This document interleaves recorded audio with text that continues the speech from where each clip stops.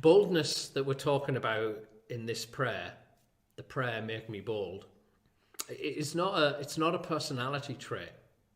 It's a Holy Spirit trait. It's not a personality trait. It's a Holy Spirit trait. We're not talking about becoming a loudmouth. We're not talking about public speaking.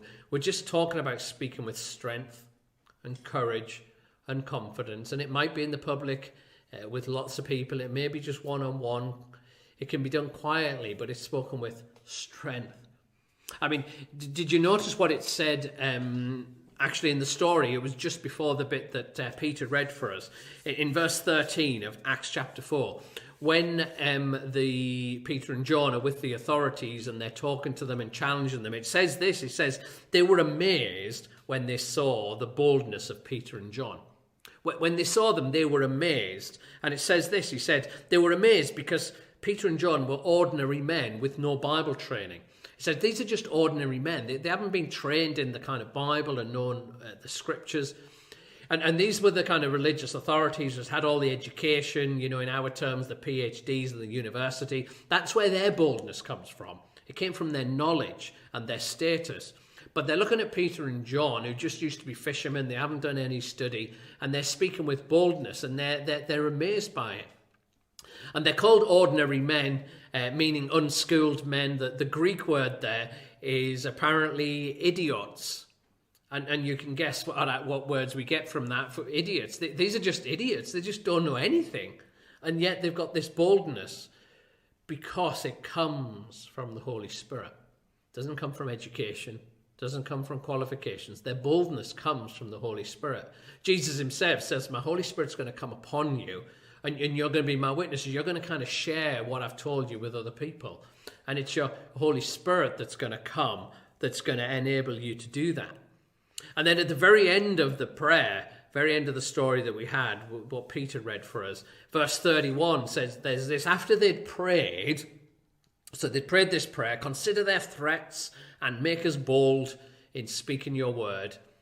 After they'd prayed, it said, the building shook. And they were filled with the Holy Spirit. And they spoke the word boldly. After they prayed, so they prayed, God make us bold. After they prayed, the Holy Spirit came and filled them. And they then acted boldly. They went and spoke the word. Notice it doesn't say that they prayed for boldness, God make me bold.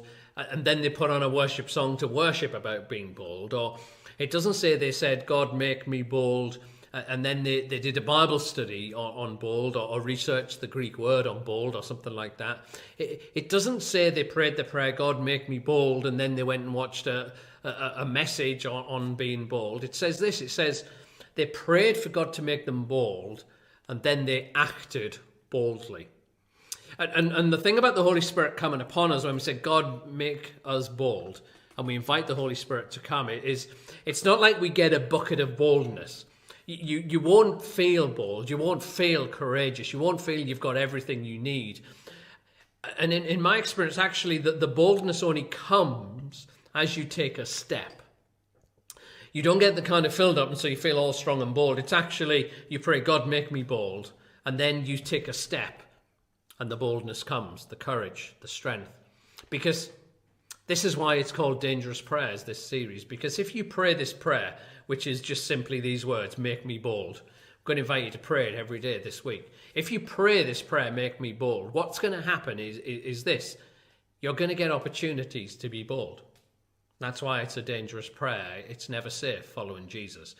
But if you pray, your opportunities are going to come up. You're going to see things on social media, an opportunity to comment on other people's pages perhaps. You're going to be in phone conversations with people, and people will say stuff that you'll know there's a chance for you to give a different view, or to share a Bible verse, or to share your story, or to invite to pray with them. You're going to see opportunities come up if you pray this prayer. And the boldness comes as we take that step. We might feel fear, but actually, if we trust the Holy Spirit and take that step, he'll supply what we need. He'll fill us and give us the words to say. And so the encouragement is not just to pray this prayer, but to pray the prayer being open to the opportunities that will come and to take that step.